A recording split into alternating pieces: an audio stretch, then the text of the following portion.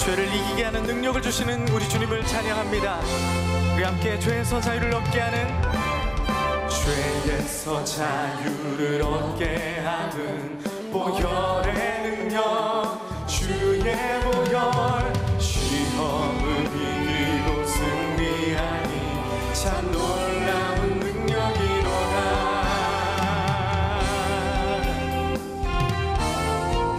다시 한번 죄에서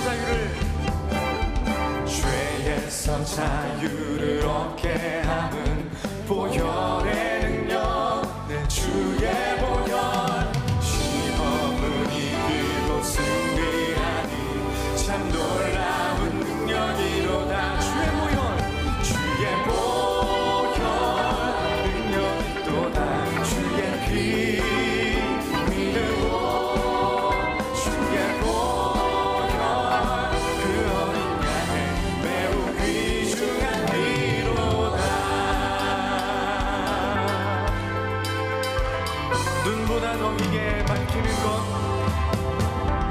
눈보다 더 희게 밝히는 것, 보혈의 능력, 주의 보혈. 부정한 모든 것 밝히시니 참 놀라운 능력이로다. 주의 보혈 능력이로다. 주의 피 믿으고 주의 보혈. 우리의 힘으로 된 것이 아니라 주님의 보혈의 능력으로 된 것입니다. 주의 보혈, 주의 보혈 능력이로다. 주의 피 믿으고 주의 보혈. 그로 인하여 매우 귀중한 피로다.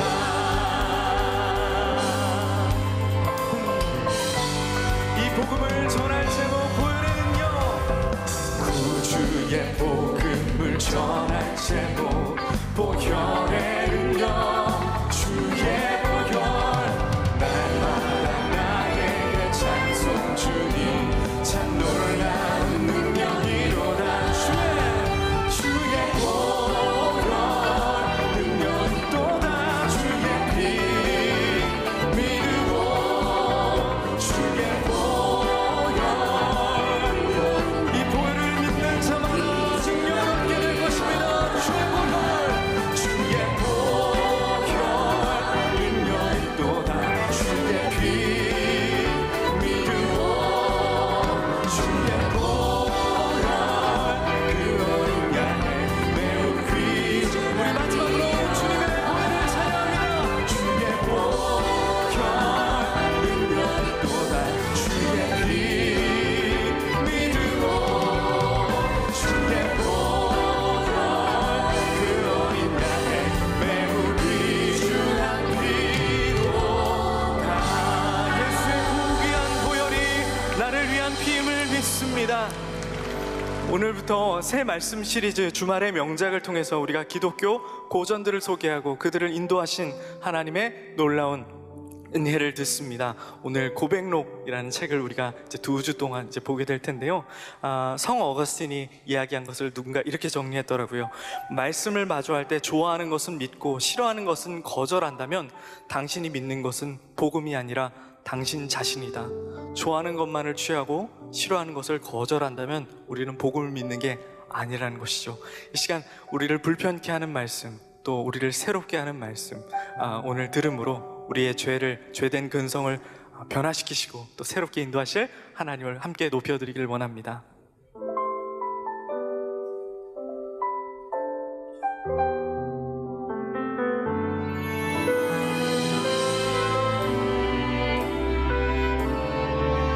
우리 자매님들 먼저 하시겠습니다.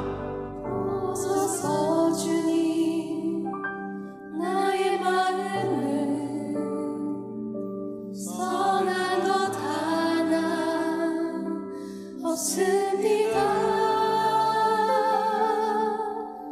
그러나 내 모든 것 주께 드립니다. 사랑으로 안으시고 날 새롭게 하소서. 보소서 주님, 보소서 주님 나의 마음을 선한 것 하나 없습니다.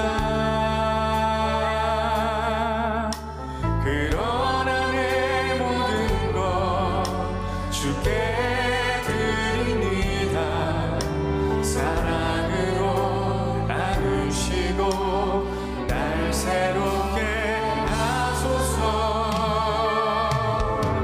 주님 마음 내게 주소서. 내 아버지 주님 마음 내게 주소서. 나를 남아진 주님의 뜻이 모든 사람이 죄를 범하였음에 하나님의 영광에 이르지 못하더니 예수의 깨끗한 물로 우리를 씻어주시고 새롭게 하소서. 보소서 보소서 주님 나의 마음을 선한 것 하나 없습니다. 그러나 내 모든 것 주께 드립니다. 사랑으로 나누시고 날 새롭게 하소서. 주님 마음 내게 주소서. 내 아버지 주님 마음 내게 주소서. 나를 향하신 주님의 뜻이 오라. 나는 곤고한 자로다. 이 사망의 몸에서 건지실 그리스도만을 이 시간 구합니다. 내 주소서. 내게 사랑을 가르치소서. 내게 사랑을 가르치소서. 당신의 마음으로 용서하게 하소서. 주의 성령 내게 채우사 주의 길 가게 하소서. 주님 당신 마음 주소서. 주의 성령 내게 채우사 주의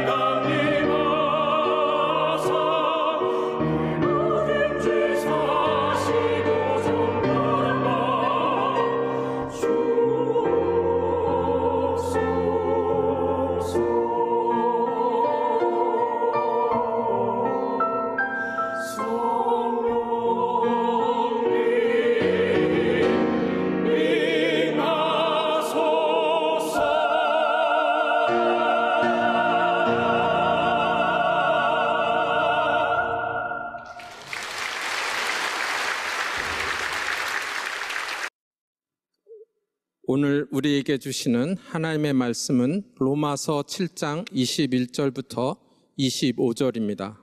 로마서 7장 21절부터 25절입니다. 그러므로 내가 한 법을 깨달았노니 곧 선을 행하기 원하는 나에게 악이 함께 있는 것이로다. 내 속사람으로는 하나님의 법을 즐거워하되 내 지체 속에서 한 다른 법이 내 마음의 법과 싸워 내 지체 속에 있는 죄의 법으로 나를 사로잡는 것을 보는도다. 오라, 나는 공고한 사람이로다. 이 사망의 몸에서 누가 나를 건져내랴. 우리 주 예수 그리스도로 말미암아 하나님께 감사하리로다. 그런즉 내 자신이 마음으로는 하나님의 법을, 육신으로는 죄의 법을 섬기노라. 이는 살아계신 하나님의 말씀입니다. 아멘.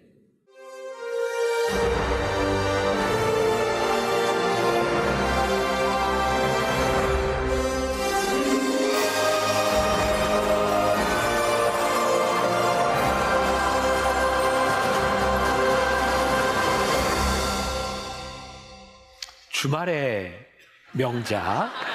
자, 이제 이번 주부터 시작해서 앞으로 30주 동안 제가 이제 설교 시작하면 또 한번 이야기하겠지만 우리들이 굉장히 힘들지만 의미 있는 작업을 시작을 해보려고 합니다. 기독교 고전 가지고 함께 이제 나누게 될 거고요. 저는 이 책을 보면서 우리들이 이제 깨닫게 될 것이 있다. 그건 뭐냐면 우리의 영적인 민감성을 좀 높이는 시간들이 되었으면 좋겠다. 다시 이야기하지만 이 책에 대한 이야기를 여러분 나누면서 단순히 지적 허영심이 느는 것을 저는 원치 않아요. 내가 이만큼 지적으로 알고 있어, 그런 지식을 넓히려고 하는데 목적이 있는 것이 아니라 우리 신앙의 선배들이 어떻게 고민했는가, 그걸 아는 것이고요. 제가 이 고전들을 읽으면서 저에게 큰 유익이 있었어요. 전 여러분들에게 요 단계까지 갈 수 있을까? 그게 뭐냐면 사도 바울을 시작해서 사도 바울의 서신서에 보면 하나님의 은혜가 있거든요. 그런데 쭉 책을 읽으면서 이 하나님의 은혜라고 하는 영적인 이 맥이 이 책들을 통해서 쭉 이어지고 있는 것을 제가 발견하게 되었어요. 저에게는 굉장히 큰 일이었습니다. 그래서 내가 한 10년 전에만 이렇게 이 책을 이렇게 정독을 하고 목회를 했더라면 제가 훨씬 더 좋은 목회와 그리고 조금 더 좋은 설교를 할 수 있지 않았을까, 그런 마음이 들었던 책들입니다. 여러분들이 함께 잘 이제 따라와 주시면 좋을 것 같아요. 고백록을 포함해서 우리들이 나누게 될 25권의 책 가운데는 소위 말하는 기독교 3대 고전이 포함되어 있습니다. 여러분들 기독교 3대 고전이 뭔지 아세요? 이런 정도는 또 아는 척해도 괜찮아요. 첫 번째가 고백록이고요.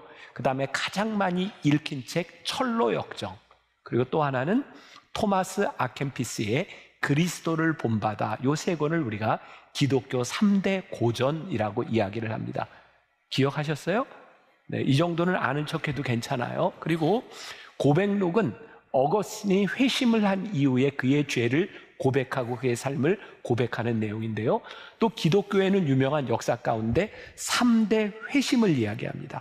혹시 아시겠어요? 첫 번째가 사도 바울의 회심, 두 번째가 이 어거스틴의 회심, 그리고 세 번째가 종교개혁자 마르틴 루터의 회심입니다. 이런 정도는 알면 괜찮잖아요. 3대 고전이 뭐라고요? 고백록, 철로역정, 그리스도를 본받아. 3대 회심, 사도 바울, 어거스틴, 마르틴 루터. 왜 그런 것들인지는 앞으로 우리들이 이제 보게 될 거예요.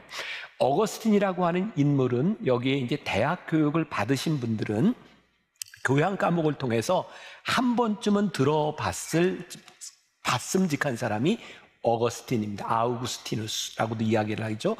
이 어거스틴은 신학뿐만 아니라 철학, 그리고 윤리, 정치학, 수사학 분야에서 가장 뛰어난 고대 교부 중에 한 사람이기도 합니다. 그 많은 책들 가운데, 많은 영향력 가운데 딱 한 권을 뽑아라. 그럼 그게 뭘까요? 바로 고백록입니다. 그의 삶의 여정을 통해서 그가 하나님을 찾아가는 그런 과정들을 이야기해 주고 있고요. 조금 힘들기는 하지만 여러분들 가운데 나 한번 도전해 보겠다 해도 의미 있는 책이 될 수 있을 것 같아요. 저 같은 경우는 대학원을 다닐 때 이 고백록 딱 책 한 권을 가지고 한 학기 동안 공부했던, 진짜 제 가슴을 뛰게 했던 그런 내용들, 제가 신학에 대한 그런 관심을 가지고 제가 박사학위까지 공부하게 해주었던 모티브를 주었던 책 하나를 꼽아라 그러면 고백록을 꼽을 정도로 좋은 책이기도 합니다. 이 고백록은 어거스틴의 나이 40살 때 그의 삶을 고백했던 그런 내용이고요. 1권부터 13권까지로 나누어져 있는데 이것까지는 기억하지 않으셔도 괜찮아요. 근데 이 고백록을 읽다 보면 이런 생각이 들어요. 아니 뭐 이런 것까지? 어거스틴이 죄를 고백하고 있는데 뭐 이런 것까지 죄를 고백해? 그는 유아 시절에 어머니의 젖을 먹을 때 그의 죄성을 고백하기도 하고 어린 시절 배 도둑질을 했던 일들을 고백하기도 합니다. 그 내용은 조금 이따 다루게 될 거예요. 지금 얘기해 주면 이게 지금 딱 긴장감이 떨어져요. 조금 이따 나올 거예요. 그러니까 잘 이제 따라오시면 배 도둑질에 대한 이야기도 우리들이 보게 될 겁니다. 자, 오늘은 죄의 문제를 다루면서 영적 민감성에 대한 문제를 다루게 된다. 자, 오늘 여러분들 요거 딱 기억하시면 돼요. 죄와 영적 민감성을 다루고 있다. 그리고 앞으로 12월 31일까지 한 30주 동안 이 말씀을 나누는 중에 기존에 성경 말씀을 가지고 제가 풀어갔던 그런 방식하고는 조금 달라요. 여기에 필요한 내용 중에 맞는 말씀을 가져와서 제가 말씀을 풀어갑니다. 그러니까 성경 말씀을 가지고 풀어가지는 않을 거예요. 근데 오늘 우리가 읽은 말씀 가운데 로마서 7장 24절 보니까 이렇게 되어 있어요. 오호라 나는 곤고한 사람이로다. 이 사망의 몸에서 누가 나를 건져내랴. 사도 바울이 뭐라고 해요? 오호라 나는 곤고한 사람이로다. 근데 이 곤고함을 느낀 시점이 어디예요? 사도 바울이 이미 은혜를 받고 하나님을 만난 이후에 그는 곤고함을 느끼고 있다. 아니 은혜를 받았는데 우리들이 왜 곤고해? 근데 여기에 아주 중요한 포인트가 있어요. 그리고 이 어거스틴 역시 고백록을 쓰면서 하나님을 만나고 난 후에 그의 내면의 죄를 보게 됩니다. 은혜를 받으면 두 가지 현상이 나타나요.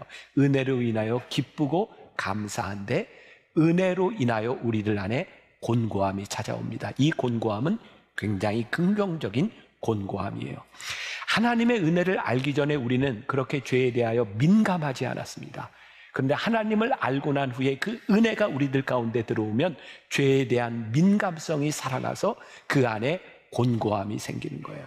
여러분, 우리가 신앙생활을 하면서 하나님 믿는 것 때문에 내 안에 갈등과 내 안에 곤고함이 없다면 우리들 안에 은혜가 없다 이렇게 이야기해도 괜찮을 것 같아요. 그래서 저는 은혜에 양면성이 있다. 은혜를 경험하면 기뻐하게 되지만 은혜를 경험하게 되면 그것으로 인하여 내 속에 찾아오는 곤고함이 있는 거예요. 자, 오늘 본문 말씀 25절이 이렇게 되어 있습니다. 우리 주 예수 그리스도로 말미암아 하나님께 어떻게 해요? 감사하리라. 그 다음 내용이 중요해요. 뭘 감사해요? 그런즉 내 자신의 마음으로는 하나님의 법을, 육신으로는 죄의 법을 섬기노라. 지금 사도 바울 안에 두 가지가 있는 거예요. 육신의 법과 영적인 법이 있는데 그것 때문에 곤고함을 느끼고 있는데 감사한다는 거예요. 저는 이 말씀이 정말 이해가 돼요. 곤고함이라고 하는 것은 우리들에게 불편함을 가져다 주는 것이고 때때로는 우리를 고통스럽게 만드는 일이기에 돼요. 근데 참 신기하죠? 고통스러운데 쾌감이 느껴져요. 이런 예가 어떨까요? 우리들 이제 운동을 좋아하고 운동을 해본 사람들은 알아요? 운동을 막 하고 내 체력이 지나는 데까지 뭐 이렇게 들고 그러면 빡빡하게 알이 배고 그리고 며칠 동안 몸이 많이 이렇게 아프고 힘들어요. 근데 힘든 느낌만 들어요? 아니면 쾌감이 있어요? 네. 근데 그냥 저는 요번에 제가 이제 과테말라하고 이제 샬롯 지역에 다니면서 저는 이제 당도 있고 고혈압도 있고 심장도 안 좋고 하니까 이제 운동을 해야 되는데 운동하기가 쉽지를 않아요. 그래서 제가 마켓에 가가지고 테니스 라켓을 사가지고 사람들하고 테니스 치자. 사람들을 모아가지고 좀 무리하게 좀 테니스를 쳤어요. 여기가 좀 아파요. 근데 아프기는 한데 쾌감이 있어요. 운동했구나. 이거 잘 안 통한다. 네. 자, 우리 신앙생활 하면서 내가 하나님의 일을 하고, 옳은 일을 하고, 하나님의 정의 위에 서고, 하나님의 의 위에 서는 것이 힘들어요. 하나님, 저 어떻게 이렇게 살아요? 하나님 말씀대로 사는 거 너무 버거워요. 근데 말씀대로 살면 그게 힘들기는 한데, 하나님께서 우리들에게 주시는 기쁨이 있는 거예요. 오늘 사도 바울이 이렇게 오호라 나는 곤고한 사람이로다 라고 이야기하는데, 진짜 사도 바울이 곤고함 때문에 죽겠다라고 이야기하는 것이 아니라 오호라 나는 곤고한 사람이로다 라고 고백하는데, 내가 하나님의 은혜 가운데 있구나 라는 것을 고백하고 있는 거야. 저는 오늘 여러분들에게 이 영적 민감성으로 인하여 이 두 가지가 함께 우리들에게 고백되었으면 좋겠다. 자, 하나님의 은혜가 아니었다면 어거스틴은 그 안에 있는 자신의 죄성을 발견하지 못했을 거예요. 그의 죄성을 발견하지 못했다면 그가 죄에서부터 그의 죄의 문제를 해결할 수 있는 방법도 몰랐을 거예요. 죄를 깨닫는 것이 우리들의 마음속에 참 힘든 일이기는 하지만, 여기에서부터 하나님의 은혜 가운데 살 수 있는 시발점이 되는 거예요. 죄의 정체를 알아야 죄를 이길 수 있는 거예요. 오늘 이 두 가지가 우리들에게 함께 와야 돼. 오호라 나는 곤고한 사람이로다. 이런 고백록의 중요한 특징이 있습니다. 어거스틴은 그의 삶에 어렸을 때부터 그의 삶의 죄를 고백하고 있는데요, 죄의 고백 다음에는 늘 하나님께 대한 찬양이 나오고 있어요. 고백록의 특징 가운데 하나는 뭐다? 죄의 고백과 더불어서 하나님을 찬양한다는 거예요. 제가 지지난주에 비행기를 타고 애틀란타에서 내려서 샬롯이라고 하는 이제 한인들이 있는 곳에 집회를 인도하러 가게 되었어요. 차를 타고 가다가 이제 저를 이렇게 라이드해 주는 사람들과 함께 스모키 마운틴이라고 하는 캐빈에서 이렇게 하루를 이제 캐빈에서 자고, 제가 아침에 시차 때문에 일찍 일어났어요. 저는 뭐 제일 좋아하는 게 이제 새벽에 이제 커피 한 잔을 내려서 아무도 없는 곳에서 이렇게 커피를 이렇게 마시고 있는데, 저 산에서부터 해가 이렇게 쫙 떠오르는데, 그 순간 제가 이제 사진도 찍고 막 해가 탁 떠오르는데 너무 큰 은혜가 제 가운데 오는 거예요. 근데 그게 어떤 은혜였냐면, 하나님 여기까지 나를 인도하신 하나님의 은혜, 하나님에 대한 사랑, 그리고 제가 일상을 떠나서, 죄송해요, 교회와 여러분들을 떠나고 나니까 하나님이 보이는 거예요. 오해하지 마세요. 오해하지 마세요. 정말 그 시간에 오로지 서서 이렇게 탁 내 속에 이 느낌을 어떻게 표현할 수 있을까? 나는 이 어거스틴이 죄에 대한 고백을 함과 동시에 하나님을 찬양합니다 라고 생각했던 그 느낌, 그리고 제가 그 요정 가운데 그 아침에 일어나서 막 글을 쓰고 이제 설교를 쓰고, 제가 한 10여일 동안 설교 14편을 썼어요. 내년도에 우리들이 함께할 변화산 새벽기도, 그리고 변화산 새벽기도를 하면서 이거 교인들과 함께 찬양을 해야 되겠다 그래서 찬양시를 4개나 제가 썼어요. 이제 개봉박도 하고. 근데 그 시간이 너무 좋은 거예요. 이 어거스틴이 이런 마음으로 하나님을 찬양했겠구나. 그때 제가 떠올랐던 찬양, 많이 불렀던 찬양이 우리 잘 아는 찬양이었어요. 사랑해요 진실하신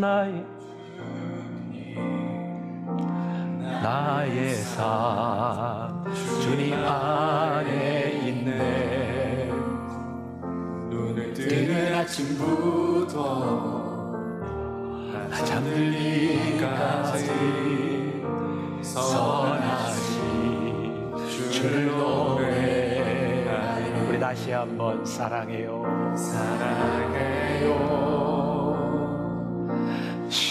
진실하신 나의 주님, 나의 삶 주님 안에 있네. 눈을 뜨는 아침부터 나 잠들기까지 선하신 주를 노래하네. 신실하신 신실하신 나의 주님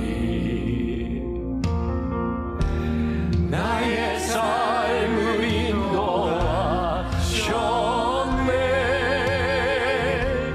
나의 모든 오늘 다해 선하신 주를 노래 신실하신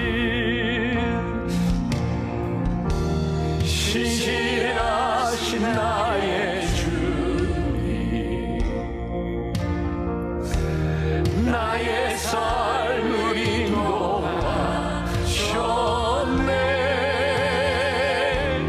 나의 모든 오늘 다해 선하신 주를 노래하니 어느 순간 내가 눈을 떴는데 신실하신 하나님 나의 삶을 인도하셨네. 그게 가슴에 와 닿는 거예요. 혼자 저 하늘을 바라보고 떠오르는 해를 쳐다보면서 신실하신 나의 주님 나의 삶을 인도하셨네. 너무 좋은 거예요. 어거스틴이 하나님의 은혜를 경험했을 때 그가 어떤 마음으로 이 찬양을 하고 이 고백록을 만들고 있었을까? 여기서 우리들이 하나 깨달아야 될 게 있어요. 우리 세상 사람들이 이야기하는 양심의 가책과 영적 민감성은 다른 거예요. 하나님을 믿지 않는 사람들도 우리들이 하나님의 은혜를 경험하지 못해도 우리들에게는 양심이라는 것이 살아있어요. 그래서 양심의 가책을 느껴요. 선과 악에 대한 기준이 있어요. 오늘 제가 여러분들과 나누고 싶은 이야기는 영적 민감성에 대한 거예요. 영적 민감성은 우리들이 하나님 앞에 설 때에 우리들에게 느껴지는 거예요.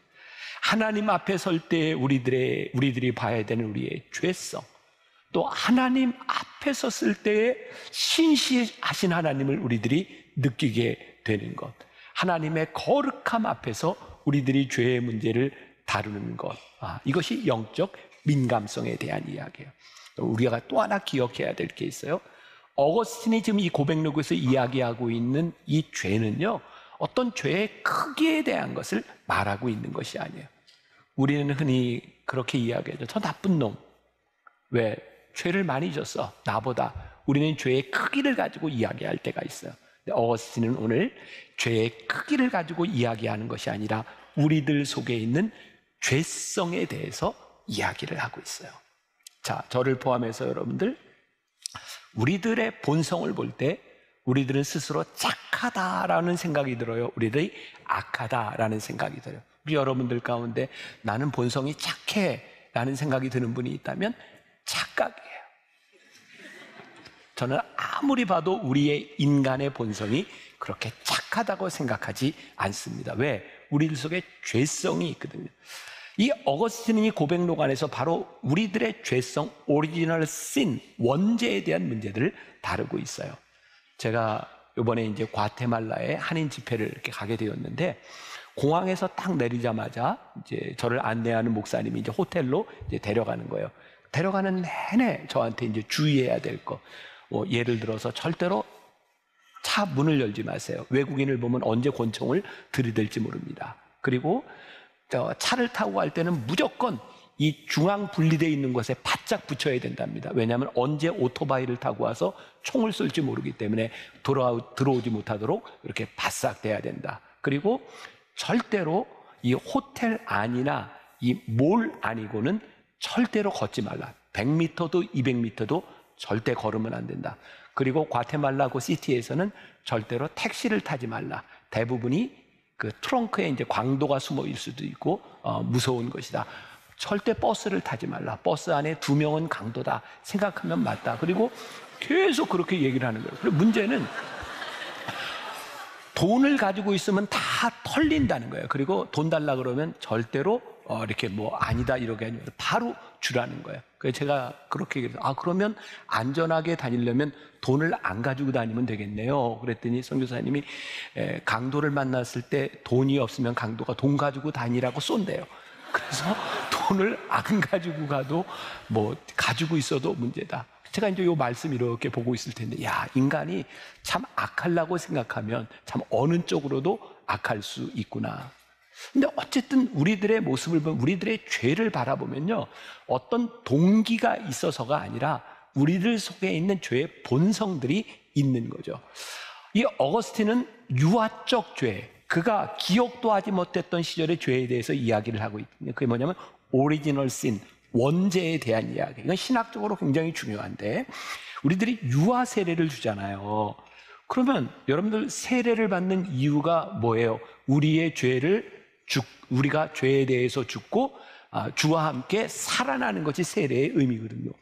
근데 갓 태어난 아기가 무슨 죄를 졌다고 그 아이에게 세례를 주는가? 그래서 신학적으로 그런 논쟁이 있는 거예요. 유아들에게 세례를 주는 것이 옳은가 그런가? 근데 어거스틴은 이런 이야기를 하죠. 고백록에 나오는 글이에요. 하지만 내가 유아기에 저지른 죄악들을 누가 내게 기억나게 해주겠습니까? 주님 앞에서는 죄로부터 자유로운 자가 아무도 없고 심지어 이 땅에서 단 하루를 산 유아조차도 예외일 수 없습니다. 어거스틴은 그가 기억하지 못하던 시절의 유아적 죄, 그것을 어디에서 보냐면 어린애가 엄마의 젖이 남아도는데 그것을 젖을 못 먹는 아이에게 주는 것을 바라보며 악을 쓰고 우는 아이의 모습, 그 죄성이 있다. 여러분, 우리 자녀들을 키우면서 저도 손녀딸을 이렇게 키우면 너무 예쁘잖아요. 근데 종종 어떻게 애가 저렇게 악하다는 표현은 어떻게 저럴 수 있지? 아이인데 어떻게 저렇게 때를 쓸 수 있지? 어떻게 저렇게 이기적일 수 있지? 그런 모습들이 이렇게 나타나는 거죠. 어거스틴은 그 아이들의 모습 가운데서 무엇을 보았냐면 이 땅에 사는 하루를 사는 아이들 그 안에도 죄성이 있다는 거예요. 나는 기억하지 못하지만 내가 다른 아이의 젖 먹는 모습을 보니 나도 저랬을 것이다 라고 생각하는 거죠. 죄에 대한 고민이 있었어요. 어떻게 선하신 하나님이 죄를 이 땅 위에 존재하도록 만드셨을까? 어거스틴의 신학에 굉장히 중요한 우리 기독교 교리의 핵심입니다. 선하신 하나님은 이 땅 위에 죄를 만드시지 않았어요. 근데 우리는 죄를 경험해요. 어떻게 죄를 경험하게 되었는가? 아담과 하와를 만드시고 죄를 만드신 것이 아니라 아담과 하와에게 자유의지를 주셨는데 아담과 하와는 자유의지로 선악과를 떠맡고 하나님께 불순종합니다.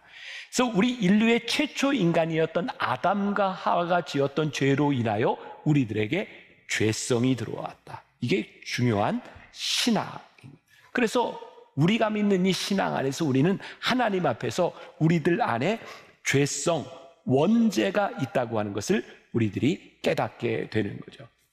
자, 어거스틴은 그의 소년기에 이런 죄에 또 고백을 합니다. 원죄뿐만 아니라 첫 번째가 해야 할 것을 하지 않았던 죄, 그리고 하지 말아야 될 것을 했던 죄에 대해서 이야기해요. 이 이야기는 지금 여러분들의 자녀가 들으면 참 좋을 얘기인데 어거스틴이 고백록에서 뭘 회개하냐면 소년 시절에 공부를 열심히 하지 않은 죄를 회개합니다. 아이고, 이게 자녀들이 들었어야 돼, 그죠? 근데 어거스틴은 왜 그런 이야기를 하는가? 하나님의 은혜의 부르심을 받고 보니까 그가 부르심을 받기 전에 태만하고 게을렀던 것이 죄이구나. 그 죄까지 회개하게 되는 거예요. 왜? 영적 민감성에서 보는 거예요. 여러분들에게 줄 수 있는 도전이에요. 하나님이 여러분들에게 주신 건강, 지금 여러분들에게 주신 삶의 여유, 혹은 여러분들에게 주신 시간들을 가지고 우리들이 하나님 앞에 올바로 해야 될 것을 하지 않는다면 그거 뭐라고요? 그거 죄라고요. 어거스틴은 그 죄를 회개하고 있는 거예요. 마태복음 25장에 나오는 달란트의 비유에서 여러분 기억하시죠? 1달란트, 2달란트, 5달란트 가진 사람들에게 1달란트 가진 자가 그것을 아무것도 하지 않았을 때 주인이 뭐라고 해요? 이 악하고 게으른 종아. 악함을 죄로 이야기하고 있는 거예요.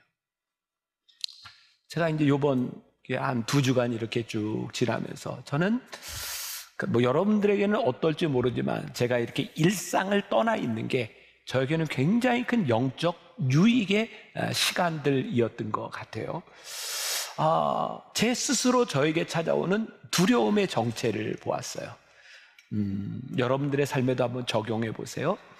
우리 장로님들 그리고 이제 우리 교인들이 요즘 참 이게 싫어하는 이야기 가운데 하나가 제가 자꾸 이렇게 은퇴를 이야기하는 걸 싫어해요. 목사님 왜 많이 남았는데 왜 자꾸 은퇴 얘기를 합니까? 제가 그 정체를 이번에 정확하게 발견했어요. 왜냐하면 제 안에 두려움이 있더라고요.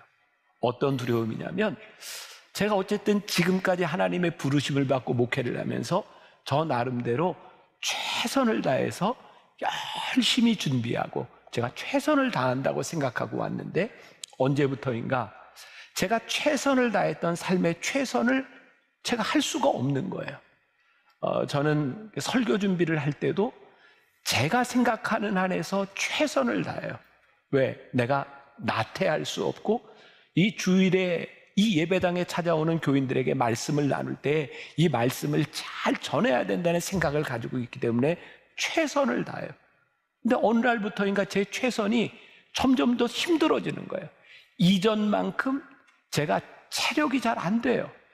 책을 보는 것도 눈도 그렇게 좋지를 않고 많이 힘들어지는 거예요. 제가 어떤 두려움인가 봤더니 제 속에 들어오는 나태함, 제가 최선을 다하지 못할 것에 대한 두려움, 그게 제 안에 있더라고요. 그리고 고백록이 이해가 되는 거예요. 아, 이 두려움이 나에게 찾아옴으로 인하여 이 두려움이 나를 나태하지 않도록 붙잡아 주고 있구나. 죄가 우리들에게 느껴지는 곤고함은 우리로 하여금 죄 속에 곤고함으로 살도록 만드는 것이 아니라 죄에 대한 영적인 민감성으로 죄에 대한 곤고함이 느껴질 때 우리들이 하나님의 은혜를 구하게 되는구나. 그래서 오늘 예배를 드리는 여러분들, 말씀을 드리는 여러분들에게 영적인 민감성, 죄로 인하여 여러분들에게 찾아오는 그 곤고함이 여러분들에게 살아있을 때 우리들이 하나님 앞에 올바른 삶을 살아갈 수 있겠다. 또 이 어거스틴이 그는 웅변과 수사학을 배우면서 과장되게 사람들을 설득하려고 했던 것들, 거짓말 같은 것은 하지 말았어야 되는데 했던 것들에 대하여 회개를 하고 있어요. 적용을 해보았어요. 아, 나에게도 과장된 모습들이 참 많구나. 내가 나쁜 의도로 하는 것은 아니지만 누군가에게 나를 포장하기 위해서, 무언가를 설득하기 위해서 내가 감언이설 혹은 내가 어떤 수사학, 좋은 말로 그렇게 이야기했던 것, 그것도 하나님 앞에 우리들이 보아야 될 모습이구나. 그런데 어거스틴에게 있어서 정말 놀라운 게 있는데 뭐냐면 그가 유아적, 소년 시절, 장년 시절 하지 말아야 될 것과 하지 않았어야 하지 않은 것 때문에 느껴졌던 죄책감이 들 때마다 어거스틴에게서는 그게 죄로 끝나지 않았어요. 그 죄를 고백할 때마다 하나님을 찬양하게 됐어요. 이유가 뭔지 아세요? 죄 가운데 있었던 그 순간에도 하나님은 나를 버리지 아니하셨고 하나님은 나와 함께 하셨고 나를 인도하셨던 그 하나님, 죄의 곤고함으로 끝나는 것이 아니라 그 죄 가운데도 여러분들을, 우리를 버리지 아니하시는 하나님께 대한 찬양이 거기에 나와 있었어요. 오늘 왜 이렇게 시간이 빨리 가요? 벌써 54분인데 한 가지 얘기만 하고 마무리할게요. 다음 주에는 제가 어거스틴 회심에 대한 말씀을 나누게 될 텐데 오늘은 죄에 대한 이야기를 하면서 이 고백록 가운데 나오는 배도둑질 이야기가 있어요. 그 얘기로 제가 말씀을 좀 마무리할 테니까 요 배도둑질, 요 책에 나오는 본문을 조금 좋은 성우 목소리로 한번 들어봅시다. 네. 하지만 나는 도둑질을 하고자 하였고 실제로 도둑질을 했습니다. 굶주리거나 가난해서 어쩔 수 없어서 그랬던 것이 아니라 의에 대한 반감과 죄악에 대한 강한 충동에 이끌려서 그랬습니다. 그런 동기가 작용하지 않았다면 내가 실제로 훔친 물건들보다 훨씬 더 좋은 것들을 충분히 갖고 있던 내가 무엇이 아쉬워서 도둑질을 하였겠습니까? 나는 물건들이 탐났던 것이 아니라 단지 도둑질하는 것과 죄 짓는 것 자체를 즐겼습니다. 우리 포도원에서 가까운 곳에 배나무가 한 그루 있었는데 배가 많이 열려 있기는 하였지만 배의 모양이나 맛이 따먹고 싶게 유혹하는 정도는 아니었습니다. 당시에 나는 젊은 불량배들과 함께 어울려서 밤늦게까지 넓은 공터에서 노는 나쁜 습관이 있었는데 어느 날 밤에 우리는 다 함께 그 배나무로 몰려가 힘껏 흔들어서 많은 배들을 우수수 떨어뜨린 후에 그 중에서 몇 개만 맛을 보고 나머지는 전부 돼지들에게 던져주었습니다. 왜냐하면 우리는 그 배들이 먹고 싶어서 그렇게 한 것이 아니라 단지 어른들이 우리에게 하지 말라고 하는 짓들만을 골라서 일부러 하는 것이 통쾌하고 좋았기 때문이었습니다. 어거스틴의 고백록 가운데서 어거스틴은 죄의 본질을 보았어요. 그게 뭐냐면 우리들이 꼭 필요한 것 때문에만 죄를 짓는 것이 아니라 어른들이 하지 말라고 하는 것, 그것이 좋아서 혹은 통쾌하고 좋았기 때문에 죄를 지었던 그의 모습을 보게 되죠.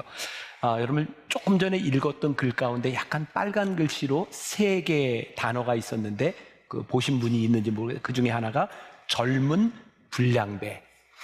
당시에 어거스틴은 젊은 불량배들과 함께 어울려서 밤늦게까지 이렇게 돌아다니면서 놀고 죄를 짓는 것을 좋아했다. 굉장히 중요한 여기 단어가 있는데요. 젊은 불량배들이 배 도둑질을 합니다. 여러분 보세요. 배 도둑질을 해서 불량배가 된 것이 아니라 이미 그들은 불량배였습니다. 우리가 죄를 짓는 이유는 우리가 죄를 짓기 때문에 죄인인 것이 아니라 우리에게 있는 죄성 때문에 우리는 죄를 짓습니다. 여러분, 저와 여러분들이 죄를 짓는 것은 그렇게 이상한 일이 아니에요. 왜? 우리들 속에 죄성이 있기 때문에 그래요. 문제는 뭔지 아세요? 그 죄성을 깨닫지 못하는 거예요. 영적 민감성이 사라져서 그걸 죄로 인식하지 못하는 거예요. 그리고 이 불량배들이 언제 죄를 지었냐면 어느 날 밤에 죄를 지었다라고 되어 있어요. 밤은 무엇일까요? 내가 누구에게 보이지 않는 시간. 죄를 언제 짓는다고요? 내가 누군가에게 보이지 않는 시간에 우리들이 죄를 짓고 있어요. 영적 민감성이 높아지면 우리는 하나님 앞에 우리의 모습을 드러냅니다. 영적 민감성이 사라지면 우리는 하나님 앞에 우리를 드러내지 않아요. 또 여기에 우리라는 표현이 있어요. 죄는 어거스틴은 이렇게 표현한다. 무리성이다. 나 혼자 있으면 짓지 않을 죄를 함께 있는 무리들이 함께 죄를 짓는다. 저는 이제 교회가 어느 정도 이렇게 규모가 있게 되면서 저를 이제 찾아오는 분들도 있고 저를 만나려고 하는 분들이 있는데 늘 그 선거 때가 되면 그 여야 국회의원들이 이렇게 많이 찾아와요. 저는 한 번도 교회에서 누구도 소개해 주지는 않지만 오는 분들을 제가 만나기는 해요. 근데 크리스찬 국회의원들을 보면요, 진짜 여야를 막론하고 그 사람 하나를 바라보면 정말 믿음이 있고 신앙 고백이 있고 괜찮아요. 근데 왜 괜찮은 사람들이 당에만 들어가면 그렇게 되는지 모르겠어요. 왜 저 개인의 신앙의 모습들이 그 무리 가운데서 보여지지 않는가? 저는 신앙인들을 보면서 정치인들에게 제가 너무 이상주의자일지는 모르지만 이런 이야기를 해요. 여러분들의 신앙이 그 무리 가운데서 사라지는 것이 아니라 여러분들의 신앙이 그 무리 가운데서도 빛나는 사람이었으면 좋겠습니다. 이게 정치인들에게만 해당되는 일일까요? 오늘 하나님 앞에서 예배를 드리고 영적으로 민감한 여러분들의 신앙이 여러분들의 삶의 공동체, 여러분들의 치열한 삶의 현장에 들어가서 여러분들의 민감한 영성이 사라지는 것이 아니라 하나님 그 무리 가운데서 우리들이 하나님 앞에 단독자로 설 수 있는 하나님 앞에 민감한 모습들이, 죄에 대해 민감한 모습들이 우리들에게서 드러나게 하여 주옵소서. 이 어거스틴의 고백록을 바라보며 그가 이야기했던 죄성에 대한 것을 바라보며 우리들이 깨닫게 되는 죄의 극복의 방법이 있는 거예요. 여러분, 어둠 속에 머물지 말고 대낮에 사는 사람이 되십시오. 단순히 낮과 밤을 이야기하는 것이 아니라 하나님 앞에 우리를 드러내는 사람, 무리지어서 살아가는 것으로 여러분들의 삶이 다 됐다고 생각하는 것이 아니라 하나님 앞에 단독자로 설 수 있는 우리들의 모습이 필요합니다. 저에게 이번 2주를 지나가며 너무 감사했던 그 스코키 마운틴 그 캐빈에서 저 해 떠오르는 모습을 바라보며 하나님 나에게 이런 분이시구나. 사랑해요. 신실하신 나의 주님. 내가 고백할 수 있는 것이 나에게 은혜였구나. 여러분들 오늘 예배를 마치고 나면 여러분들의 삶의 한가운데서 단독자로 하나님 앞에 서서 하나님 앞에 여러분들의 믿음을 점검하고 고백할 수 있으면 좋을 것 같아요. 우리 사랑해요. 우리 하나님 앞에 단독자로 서서, 우리 하나님 앞에 홀로 서서 우리 함께 고백하면 좋겠습니다. 함께 찬양합시다. 사랑해요. 신실하신 나의 주님, 나의 삶 주님 안에 있네. 눈을 뜨는 아침부터 나 잠들기까지 선하신 주를 노래. 우리 한 번 더 사랑해요. 사랑해요. 주님, 신실하신 나의 주님, 우리가 오늘 주님 앞에 홀로 서서 나의 삶 주님 우리가 영적으로 민감한 사람이 되어 주님 앞에 우리의 모습을 나타내. 눈을 뜨는 아침부터 주님, 우리 안에 잠들기까지 우리 안에 있는 죄의 본성들이 보여지게 주를 하시고, 노래. 하나님 앞에 우리들이 얼마나 불쾌한 존재였는지, 하나님 앞에 우리들이 어떤 신실하신 나의 주님, 하나님 앞에 우리들의 모습이 보여지게 하여 주소서. 그럼에도 불구하고 우리를 인도하시고 우리와 함께 하셨던 하나님, 우리가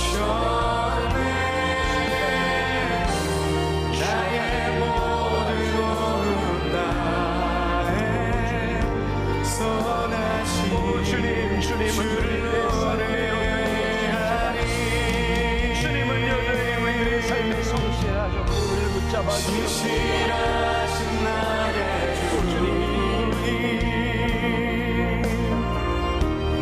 나의 삶을 인도하셨네. 이 세상 한가운데서 주님은 우리를 나의 포기하지 모든 것은 않으셨습니다. 선하신 주님, 선하신 주를 노래. 우리가 그 주님을 고백하며 나아갑니다. 내 평생의 선하심과 주님 자신이 정녕 나를 따르니 두려움 없도다. 내 삶을 드려 주께 순복해 나 모두 드리니 주님의 선하심이 나를 인도하시네.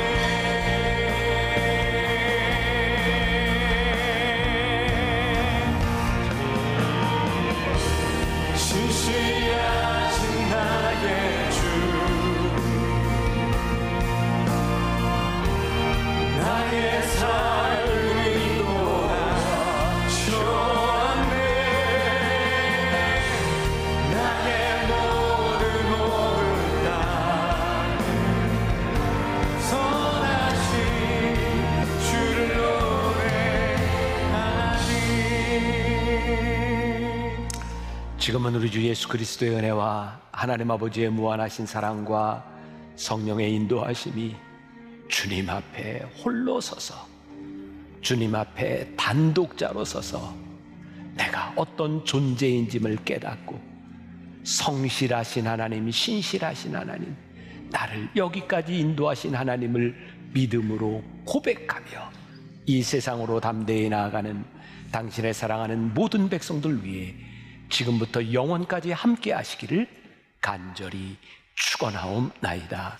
아멘.